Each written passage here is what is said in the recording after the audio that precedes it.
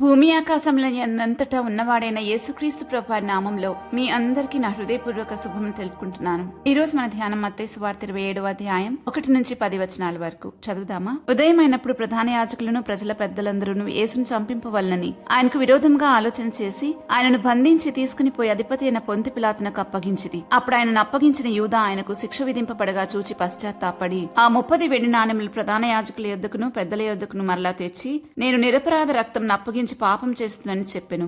వారు దానితో మాకేమి, నీవే చూచుకుని చెప్పగా అతడు ఆ వెండి నాణెములను దేవాలయంలో పారవేసి పోయి ఉరి పెట్టుకునెను. ప్రధాన యాజకులు ఆ వెండి నాణెములు తీసుకుని, ఇవి రక్తక్రయదనము గనుక వీటిని కానుక పెట్టెలో వేయతగదని చెప్పుకొనిరి. కాబట్టి వారు ఆలోచన చేసి వాటినిచ్చి పరదేశులను పాతిపెట్టుటకు కుమ్మరి వాని పొలము కొనిరి. అందువలన నేటి వరకు ఆ పొలము రక్తపు పొలం అనబడుచున్నది. విలువ కట్టబడిన వాని అనగా ఇశ్రాయేలీయుల్లో కొందరు విలువ కట్టిన వాని క్రయధనమైన 35 వెండి నాణెములు తీసుకుని, ప్రభువు నాకు నియమించిన ప్రకారం వాటిని కుమ్మరి వాని పొలంకి ఇచ్చిరి అని ప్రవక్త అయిన ఇర్మియా ద్వారా చెప్పబడిన మాట నెరవేరెను. మత్తయి సువార్తలో దాదాపుగా ప్రధానమైన ప్రత్యక్ష ప్రవచనాలు 14 ఉన్నాయి. ఇంకా పరోక్షంగా 60 ప్రవచనాల పైనే మత్తయి కోట్ చేశాడు. ఈ ప్రత్యక్ష ప్రధాన ప్రవచనాల్లో ఇప్పుడు మనం చదివిన 30 వెండి నాణాల ప్రవచనం చివరిది. ఇక మన ధ్యాన భాగానికి వస్తే, నిన్నటి ధ్యానంలో పేతురు పశ్చాత్తాపట్టం చూశాం. ఈ రోజు యూదా పశ్చాత్తాపట్టాన్ని గురించిన వాక్య భాగాన్ని మనం చదివాం. ఆయనకు శిక్ష విధింపబడగా చూసి పశ్చాత్తాపడి నిరపరాధ రక్తము అప్పగించి పాపము చేశానని ఒప్పుకుని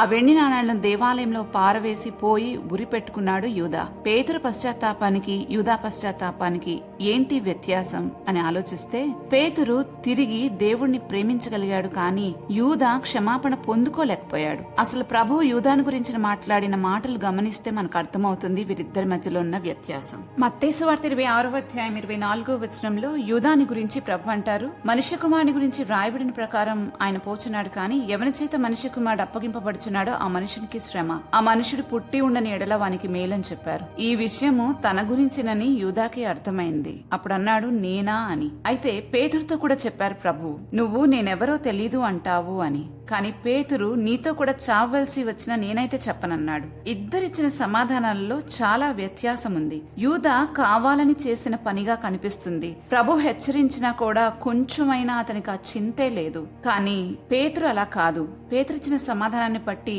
పేతురుకి దేవుని నేను ఎరగను అని చెప్పే ఉద్దేశమే లేదు అని మనకు అర్థమవుతుంది. కానీ అతనికి ఉన్న భయం బలహీనతగా మారి ఆ మాటను పలకాల్సి వచ్చింది. యూదా కావాలని చేశాడు, పేతురు భయపడి చెప్పాడు. కానీ దేవుని దృష్టికి చాలా తప్పుగా పరిగణించబడిన అంశం ఏంటంటే, యూదా క్రీస్తుతో కూడా పాత్రలో చెయ్యి ముంచి ఆయన నిబంధన రక్తానికి సాదృశ్యమైన ద్రాక్షారసంను తీసుకుని పోయి మరలా శత్రువులతో నిబంధన చేసుకున్నాడు. మనము ఒక విషయాన్ని అర్థం చేసుకోవాలి. క్రీస్తు యొక్క నిబంధన రక్తము ఎప్పుడూ మన కొరకు క్షమాపణ వేడుకుంటూ ఉంటుంది. కానీ శత్రువు యొక్క నిబంధన మనల్ని క్షమాపణలకు దూరంగా తీసుకెళ్తుంది, క్షమాపణ పొందుకోనివ్వదు. అందుకే యూదా పశ్చాత్తాపడి అంతటితో ఆగిపోయాడు. అతని పాపం అతని తరిమింది. అతను బలవంతంగా తన ప్రాణం తీసుకునేంత వరకు తరిమింది. శత్రువుతో 30 వెండి నాణాలకు చేసుకున్న నిబంధన అతను క్షమాపణ వేడుకోనివ్వలేదు. అందుకే హెబ్రీయులకు రాసిన పత్రిక 6వ అధ్యాయం 4 నుండి 8 వచనాల్లో చాలా స్పష్టంగా చెప్పబడింది. ఒకసారి ఇక్కడ వాక్య భాగాన్ని మనం చదివితే 4వ వచనం నుంచి, ఒకసారి వెలిగింపబడి పరలోక సంబంధమైన వరమును రుచి చూచి పరిశుద్ధాత్మలో పాలివారై దేవుని దివ్యవాక్యమును రాబో యుగ సంబంధమైన శక్తుల ప్రభావంను అనుభవించిన తర్వాత తప్పిపోయిన వారు తమ విషయంలో దేవుని కుమారుని మరలా సిలువ వేయచ్చు బాహాటముగా ఆయనను అవమానపరచుచున్నారు గనుక మారు మనసు పొందినట్లు అట్టి వారిని మరలా నూతన పరచుట అసాధ్యము. ఎట్లనగా భూమి తన మీద తరచుగా కురియు వర్షమును త్రాగి ఎవరి కొరకు వ్యవసాయము చేయబడునో వానికి అనుకూలమైన పైర్లను ఫలించుచు దేవుని ఆశీర్వచనమును పొందును. అయితే ముండ్ల తుప్పలను కచ్చతీగలను దాని మీద పెరిగినెడల అది పనికిరానిదని విసర్జింపబడి శాపము పొందదగినదగును, తుదకది కాల్చివేయబడును. ఇతడు అంటే యూదా క్రీస్తుతో కూడా ఉండి ఆయన శిష్యులు ఏ కార్యాలైతే చేశారో ఆయన కూడా చేశాడు. అన్ని దగ్గరుండి చూశాడు. దేవుని యొక్క కనికరాన్ని చూశాడు. ఆయన ప్రేమను పొందుకున్నాడు. ఆయన దయగల మాటలు విన్నాడు. ఆయన వ్యక్తిత్వం అన్ని తెలిసిన వాడే. కానీ క్రీస్తుతో నిబంధనలో ఉన్నప్పటికీ వెళ్లి శత్రువుతో నిబంధన చేసుకుని క్రీస్తును సిలువకు అప్పగించాడు. అందుకే మనమందరం నేర్చుకోవాల్సిన పాఠం ఇదే. పాపము మానవులను పడగొడుతుంది, కానీ పశ్చాత్తాపము మరలా తిరిగి లేపుతుంది. కానీ ఆ పశ్చాత్తాపంతో ఆయన కృప వైపుకు తిరగకపోతే మనల్ని మనమే నష్టపరుచుకుంటాం. ఉంటాం. మన తప్పులను మనమే మోసుకోవాలని కాకుండా వాటిని ఆయన చిందించిన రక్తంలో కడగబడటానికి మనం అప్పగించుకుంటే అప్పుడు మరలా తిరిగి తేరుకోగలుగుతాం.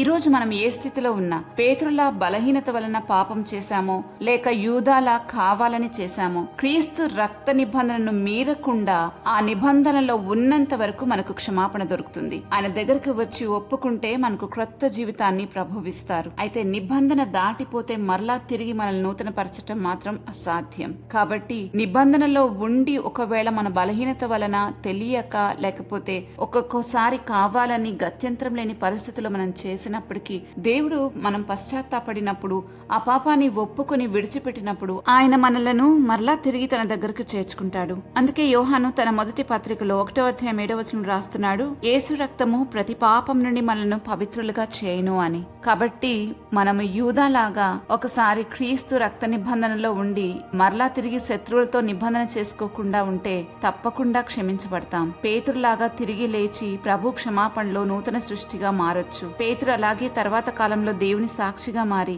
సంఘ నాయకునిగా ఎంతో దీవించబడ్డాడు. దేవుని యొక్క కృప మన జీవితాలను మార్చివేస్తుందని గమనించాలి. ఆ కృప మనకు అందుబాటులో ఉన్నంత వరకే మనము ఆయన దగ్గరకు పరిగెత్తుకుంటూ వెళ్ళగలం. లేకపోతే అది మనకు అందుబాటులో లేని సమయాన ఇక మారు మనసు పొందుకోవడం అనేది చాలా కష్టతరమైన పని. కాబట్టి ఆలోచించండి, ప్రార్థన చేసుకుందాం. మా తండ్రి, మీ కృప కొరకు మీకు కోట్ల కోట్ల స్తుతులు చెల్లిస్తున్నాం. మీరు చిందించిన రక్తం మా ప్రతి పాపాన్ని శుద్ధి చేయటం వల్లనే ఈ రోజు మేము పరిశుద్ధులుగా పిలువబడుతున్నాం. తండ్రి, మా బలహీనత వల్ల చేసిన ప్రతి పాపము క్షమించబడుతుందని గ్రహించాము. కానీ నిబంధనను మీరితే మాత్రము మరలా తిరిగి నూతన పరచబడటం అసాధ్యమని కూడా గ్రహించాము. ఎప్పుడూ అలా నిబంధనను మీరకుండా మమ్మల్ని కాపాడమని ప్రార్థిస్తున్నాం. నీ రాజ్యంలో నిరంతరము వర్ధిల్లినట్లు నీ కృప కొరకై వేడుకుంటున్నాము ప్రభువా. శాశ్వతమైన ప్రేమతో మమ్మల్ని ప్రేమించిన మా ప్రభువా, ఈ దినం దీవెనలతో మమ్మల్ని నింపమని యేసుక్రీస్తు ప్రభువారి నామంలో అడిగి వేడుకుంటున్నాము తండ్రి.